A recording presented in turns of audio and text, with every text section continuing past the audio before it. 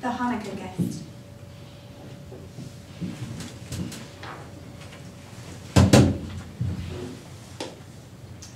Old Bear roused himself from his winter sleep.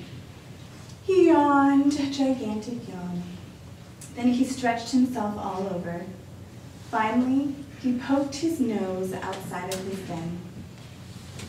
A soft blanket of deep snow covered the ground. Spring was still many months away. Old Bear wrinkled his nose. What was that delicious smell? It smelled like something to eat, which reminded Old Bear that it had been months since he had eaten anything.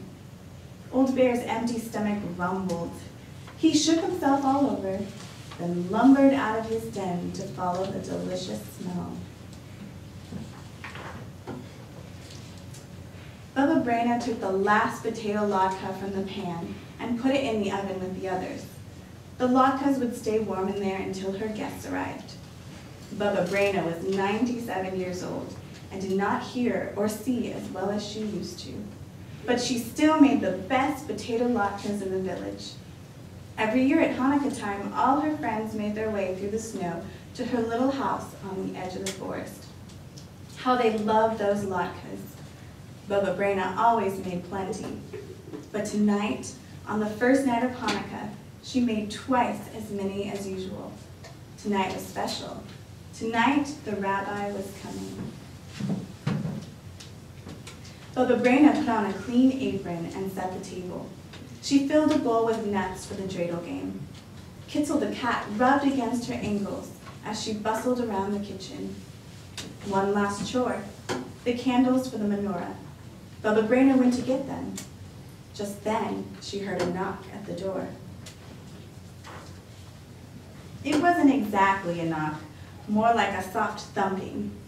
My guests must be early, Bubba Braina said. She opened the door. The cat hissed and dived under the table. Why, Rabbi, how nice to see you, Bubba Braina exclaimed. Grumph, growled Old Bear. And happy Hanukkah to you too. Please come in. Old Bear lumbered into the house. He shook the snow from his fur. I'll take your coat, Rabbi. My, how thick it is. It must be very cold outside. Bubba Braina tugged at Old Bear's fur. Row! Old Bear roared. Oh, you prefer to leave your coat on. Well, that's all right. It is a bit chilly in here. Come into the kitchen. I set the table for a lovely Hanukkah evening. Old Bear followed Bubba Braina into the kitchen. The delicious smells made his nose twitch. Rumph. Thank you, Rabbi. How kind of you to say that. The latkes will taste even better than they smell. Old Bear followed his nose to the oven. Roar! Rabbi, I'm surprised at you. You know we don't eat until we light the menorah. Grr. That's all right. I know you were teasing. I'll light the candles. Will you say the blessings? Bubba Braina struck a match and lit the Shamas candle. Then she lit the one for the first night. Old Bear muttered and growled, "Rum, rum, rum. Who has kept us, preserved us, and sustained us to this time? Oh, Rabbi, you say the blessings so beautifully." Bubba Braina pulled out a chair. Old Bear sat down. "Let's play dreidel. I have some nuts we can play with." Old Bear's nose twitched. He cracked a nut in his teeth. "Rabbi, you won't have any nuts for the game if you eat them all." "Rum," growled Old Bear. "Don't worry, I have more nuts if you need them." Bubba Braina gave the dreidel a spin. Old Bear sniffed at the little top as it whirled around. It stopped on the letter Nun. "Nothing, we spin again." Bubba Braina spun the dreidel once more. This time, it stopped on the letter Gimel. "I win!" Bubba Braina swept the nuts into her apron. "Roar!" Old Bear roared. "Don't be angry, Rabbi. It's only a game. Here." She tossed him a nut. Old Bear caught it in his paws, cracked it handily, then begged for more. "No, Rabbi, no more nuts. It's time for dinner." Old Bear snuffled and grumbled. Bubba Braina opened the oven door and took out a platter piled high with steaming potato latkes. Old Bear's nose twitched as she set them on the table. Do you prefer your latkes with sour cream or jam? Rugg, Old Bear growled. Jam, I thought so. Bubba Braina smeared 5 big latkes with jam and stacked them on Old Bear's plate. Old Bear snuffled with pleasure as he gobbled the latkes down. Bubba Braina laughed. You should use a fork. You have jam all over your beard. She wet a towel and wiped Old Bear's face. I must tell you, Rabbi, you eat just like a bear. Roar! I'm as hungry as a bear, so I eat like one. I can see that, Bubba Braina chuckled. Old Bear ate and ate until all the latkes were gone. He licked jam and sour cream from his muzzle and his paws. Then Old Bear began to feel drowsy. He yawned. His great head flopped on Bubba Braina's lap. Rabbi, you're sleepy. Who wouldn't be after such a meal? All the latkes are gone. It's time to go home. But before you leave, I have a Hanukkah present for you. Bubba Braina took out a red woolen scarf from the cupboard. She wrapped it around Old Bear's neck. This scarf will keep you warm on the coldest nights. I knitted it myself. Purr. Old Bear licked Bubba Braina's face. Bubba Braina blushed. Oh, Rabbi, at my age. Old Bear shuffled to the door. It was time to return to his den. He felt very sleepy. He growled as he ambled off into the night. He turned around one more time before disappearing into the forest. Good night to you too, Rabbi. Happy Hanukkah. Bubba Braina was washing the dishes when she heard another knock. I wonder who that is. Shalom, Bubba Braina. Her friends and neighbors stood at the door wishing her a happy Hanukkah. Shalom, everyone, Bubba Braina cried. How nice to see you. Please come in. I'm sorry I don't have any more latkes. The rabbi came by. He ate them all. Bubba Braina, don't you recognize me? It was the rabbi. The rabbi couldn't have eaten the latkes, everyone said. He was in the synagogue with us the whole time. Bubba Braina scratched her head in bewilderment. Something strange is happening here. Rabbi, I think there is an imposter going around. He looks like you. He talks like you. He even has your beard. Just then, Esther and David, Bubba Braina's 2 grandchildren, cried, Come look! Everyone ran to the kitchen to see what was wrong. They found the floor covered with bear tracks. A bear, and I thought it was the rabbi. Bubba Braina had to sit down. Soon she began to giggle. That was a very clever bear, or a very foolish Bubba Braina. Ah, well, let the bear have a happy Hanukkah. I had a happy Hanukkah too. And so will you, my dear friends. David, go bring some potatoes up from the cellar. Esther, get my grater and my bowl. Everybody has to help. You too, Rabbi, but I promise there will soon be latkes for everyone. Deep in the forest, Old Bear slumbered in his den.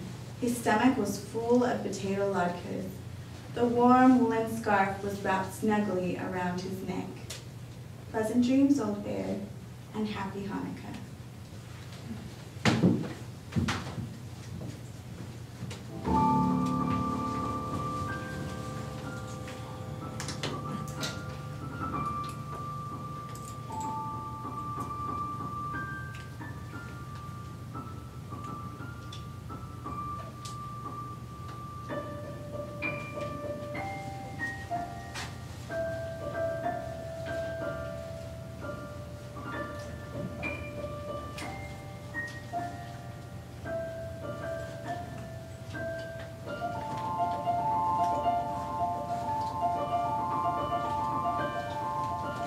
We always light the Hanukkah, starting with the Shabbos candle. It is this candle that lights the remaining candles, one for each of the 8 nights.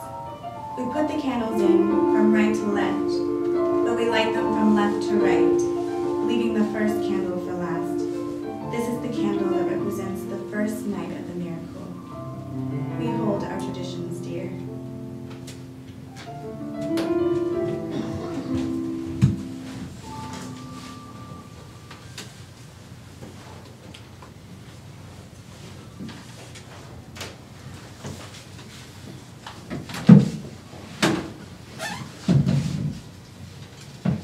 Hello, I'm Sam. Sammy, if you like. I'm a pretty average college student. I want to be an actor. I know. That means that I want to be a waiter who acts on his nights off. But you know, you gotta go after your dreams. Anyway, as you can probably tell, I'm coming home for a break. Home is, well, it isn't exactly as average as you might think. Actually, it's quite different. We're the Rosenbergs, and, well, it would be easier for me to just show you than to try and explain. Welcome to our home.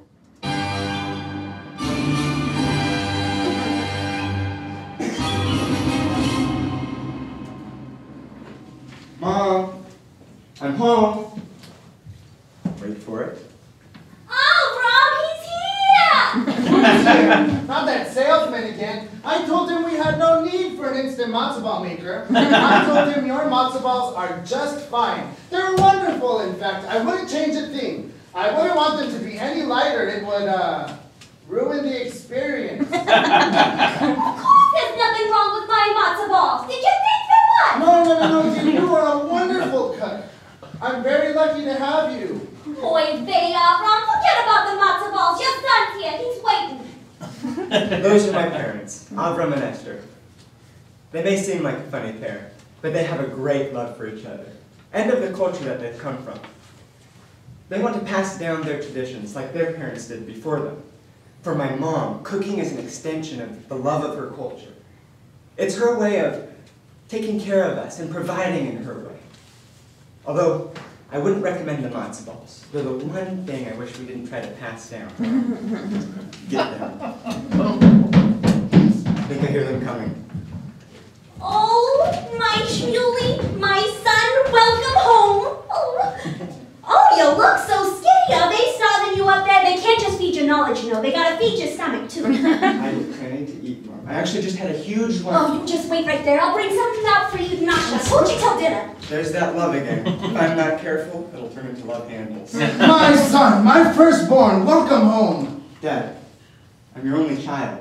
Details, schmeetails. Sit your tukas down, boy chick. I've got bagels and schmear. Best thing she says. Now, Shmuley, tell me about everything. I want to hear about your nice dorm room and all the other nice boys, and what you're learning and what you're eating, and if you're getting enough sleep, because you know, you're a growing boy and you need your rest. Well, I'm not getting any younger here. I'm doing fine, Mom. You worry too much. Well, tell us how that studying is going at law school. I told your Zadie the other day that we were going to have another lawyer in the family. And you can imagine just how proud grandfather was, not to mention Bobby was just beaming. Whoops. I guess I forgot to tell the parents about the change of plans. They may need a few minutes to adjust. Well, I actually had a slight change in plans. Change of plans? I knew it. You decided to become a doctor instead, like my father. My baby boy, I knew you had talent from the moment you were born. I knew no baby could be that handsome for nothing. Such a pretty punum on that boy. Well, what would you say if I was doing something slightly better? Better than a doctor or lawyer? In a sense, it can present arguments in ways that lawyers never could.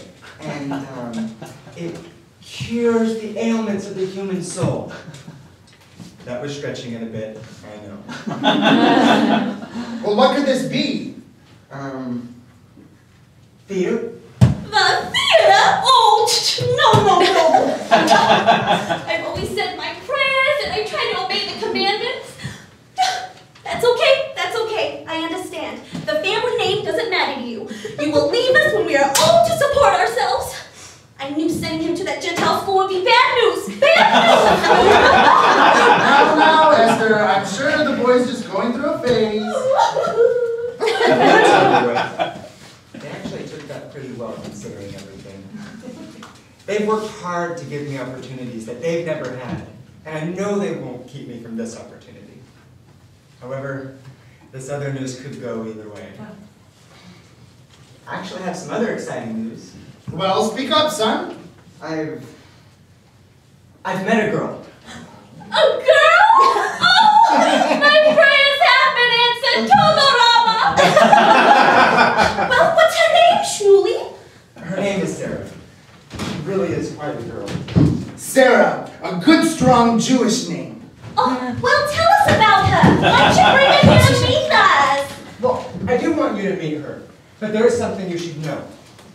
She's a great girl, fantastic, but she, isn't Jewish. Boy, they! I've always been a good mother and wife. I follow Sabbath. I just don't understand.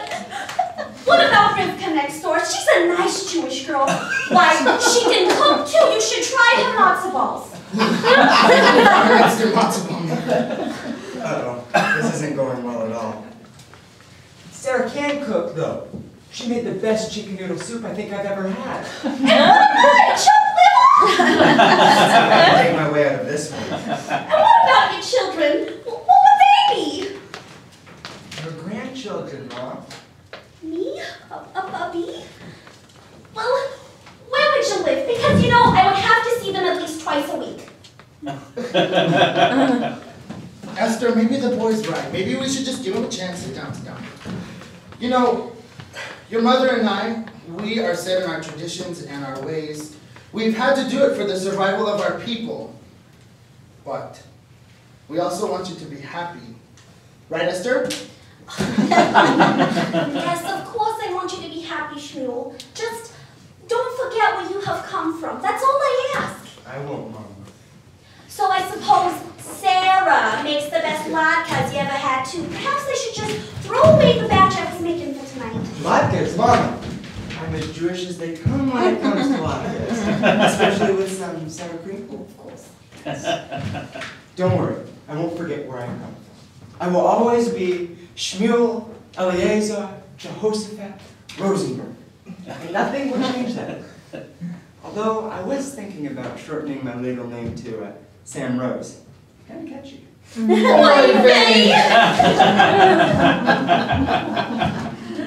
Well, there you have it. A glimpse into the lives of the Rosenbergs. It's not dull, that's for sure. But I wouldn't trade it for anything. I'm Jewish. It's who I am. And I love that.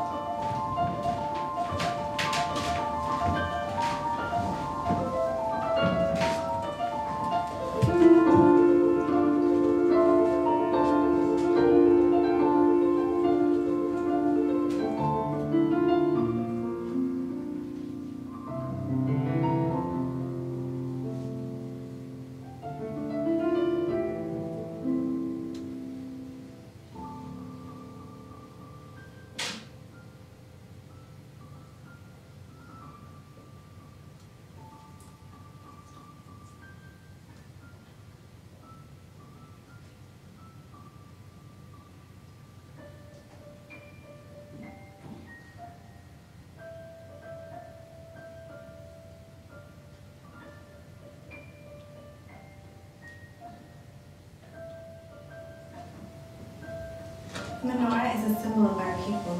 When we light it, we must display it clearly for all passing by to see. It represents our call to be a light unto the nations.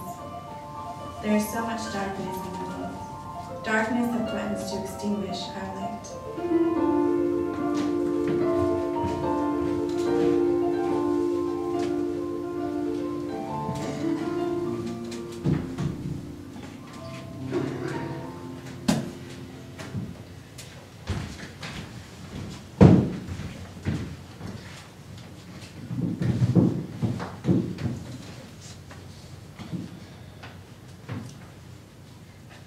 me, O God, for the waters have come up to my neck.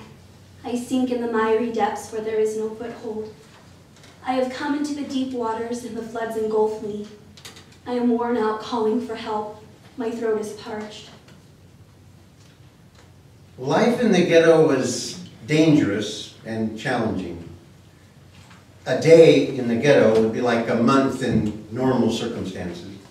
A month was like a year, and a year was a lifetime. Never a dull moment. Getting a quart of milk was wrought with danger. If they caught you, they killed you. One day, a Jewish family was caught outside the ghetto, and they shot them in the street. A beautiful family with 2 young, gorgeous daughters. My eyes fail looking for my God. Those who hate me without reason outnumber the hairs of my head. Many are my enemies without cause, those who seek to destroy me. It seems hard to imagine that with all the tragedy and pain and hunger that there was only one suicide in the ghetto. I think when life is hard to achieve, it becomes more desirable, and your will to live grows stronger and stronger. Even with all the killings, we believed the Germans would lose the war and we would survive. A young, healthy person can't really imagine their own death. The sun could stop shining, the birds be quiet, the darkness prevail, but death is hard to imagine. God of Israel, may those who seek you not be put to shame because of me. For I endure scorn for your sake, and shame covers my face. I am a foreigner to my own family, a stranger to my own mother's children. For zeal for your house consumes me, and the insults of those who insult you fall on me. When I weep and fast, I must endure scorn. When I put on sackcloth, people make sport of me. Those who sit at the gate mock me, and I am the song of the drunkards. One of my most painful memories was connected with the time I didn't give any bread to a hungry man. I was 16 years old, and I got up every day at 5 o'clock and rode for an hour to the quarry. Breaking stones with a 20-pound sledgehammer is exhausting. And for our extra labor, they gave us a little bit extra stale bread. One lunchtime, our neighbor came over and asked me for some bread. I told him no. I told him I wanted this. I was hungry. 2 weeks later, he was killed. That small episode has stayed with me my entire life. Even now, when I think of it, I'm ashamed of my actions. But I pray to you, Lord, in the time of your favor and your great love, O God, answer me with your sure salvation. Rescue me from the mire, do not let me sink. Deliver me from those who hate me from the deep waters. Do not let the floodwaters engulf me, or the depths swallow me up, or the pit close its mouth over me. Answer me, Lord, out of the goodness of your love. In your great mercy, turn to me. Do not hide your face from your servant. Answer me quickly, for I am in trouble. Come near and rescue me. Deliver me because of my foes. You know how I am scorned, disgraced, and shamed. All my enemies are before you. Scorn has broken my heart and has left me helpless. I looked for sympathy, but there was none. For comforters, but I found none. Sometimes I would be sent to work outside the ghetto, and I had the opportunity to get some fresh bread. I hated running into my Gentile classmates. Sometimes they would look at me in surprise and say, "You're still alive?" I felt like a dead man walking. But as for me, afflicted and in pain, may your salvation, God, protect me. The Lord hears the needy and does not despise his captive people. One day I was invited to a violin concert in the ghetto. It's an event that I'll never forget.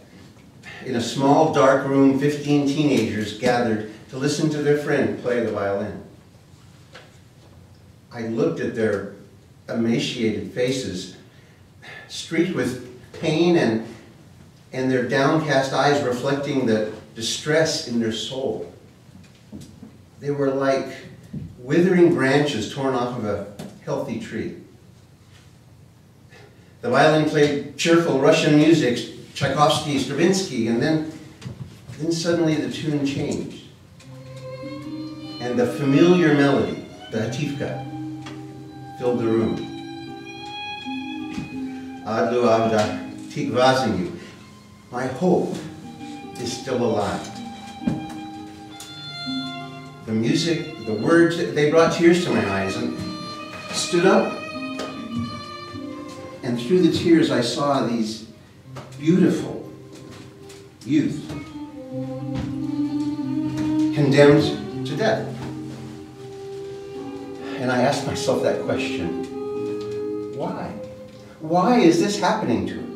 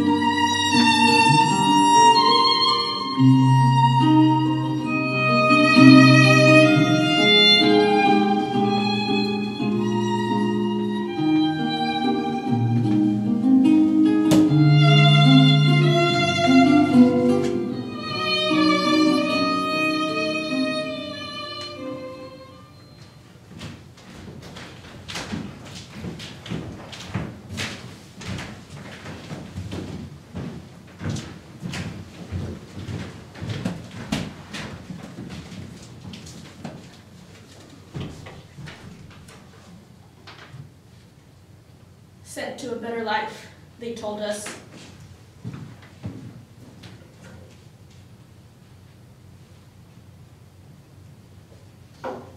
They lied.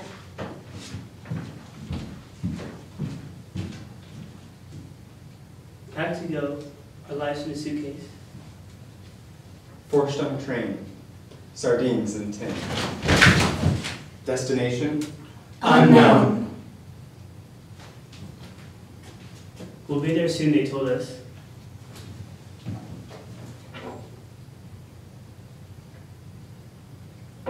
They lied.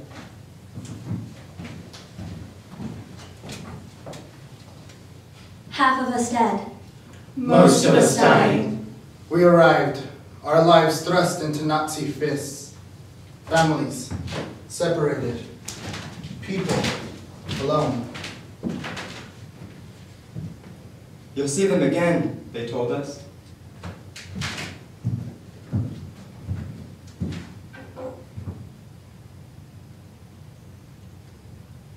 They lied.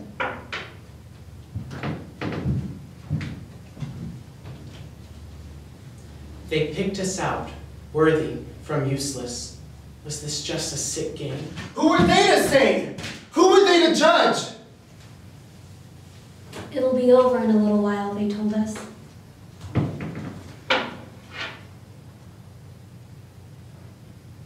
They lied. Fear for our lives. People left and never came back. Our backs broken. Our bodies broken. Our hearts broken. Heil Hitler! He will save the world, they told us.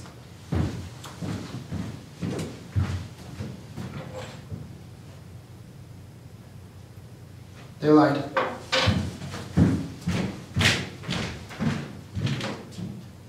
No bravery in our eyes anymore. Only tears. Sore from weeping, sore from sleeping. Work will set you free. Harder, they told us.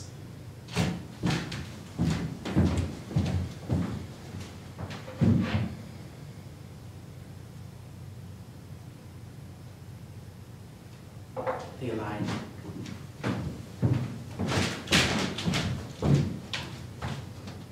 The innocent forsaken, the faithful destroyed. How so uncompassionate, how so empty, how so cold. You are all bad Jews, they told us.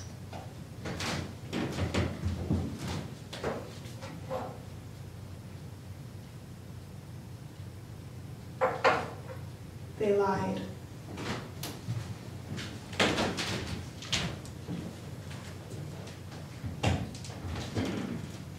I'm God's child, I told them.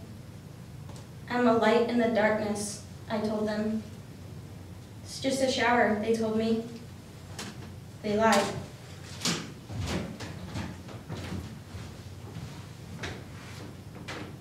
They lied. They lied.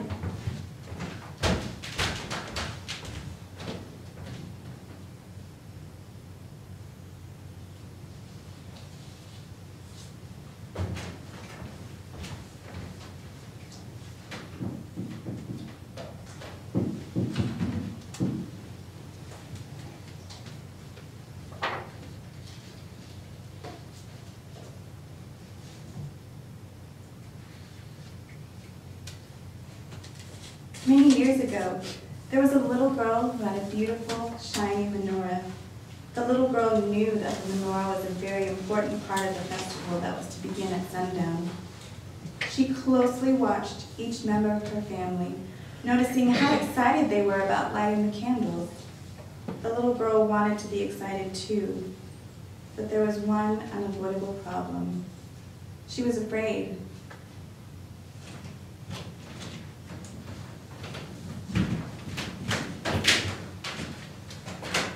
The Lord is my light and my salvation. Whom shall I fear?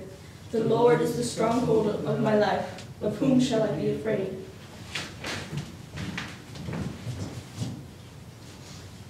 The little girl's mother tried to comfort her. She told her she was old enough to hold the match and light the candles by herself, but she would have to decide. It was nearly nightfall and time for the celebration to start. The girl looked fearfully at the menorah and weighed her options. She had to choose to light her menorah with everyone else or watch from a distance one more time.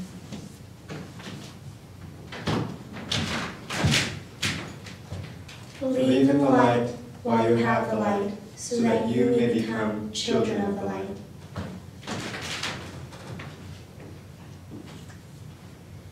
It wasn't an easy decision. The little girl thought and thought. She didn't want to have her menorah be the only one in the dark when all the rest of them shone brightly.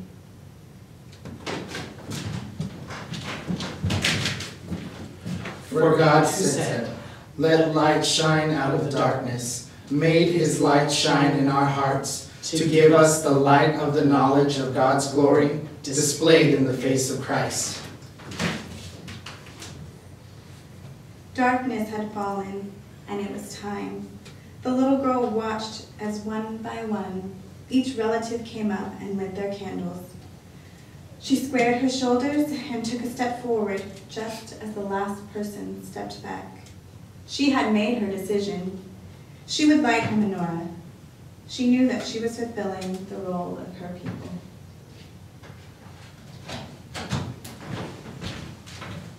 But you are a chosen people, a royal priesthood, a holy nation, a people belonging to God, that you may declare the praises of him who called you out of darkness and into his wonderful light. The girl timidly took the candle and reached toward the flame.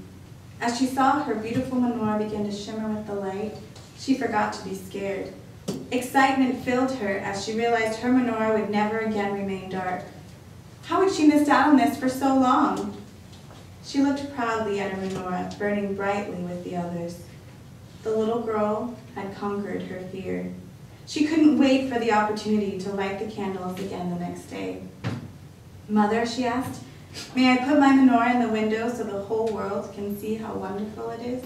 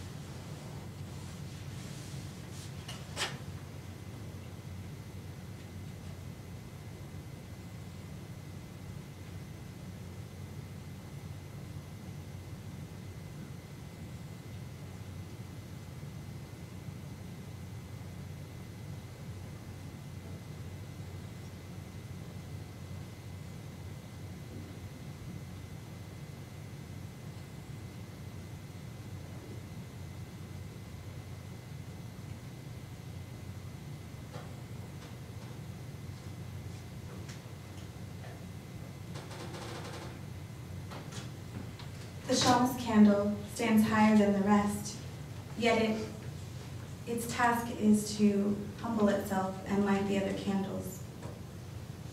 For even the Son of Man did not come to be served, but to serve and to give his life as a ransom for many. Baruch atah Adonai, Eloheinu melech haolam, asher kidshanu, v'Yeshua HaMashiach, or ha'olam. Blessed art thou, Lord our God, King of the universe, who sanctifies us in Messiah Jesus, the light of the world.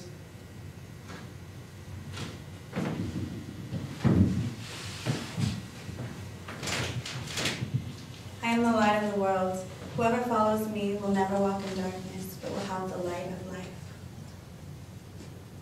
You were once darkness, but now you are light in the Lord. Live as children of light.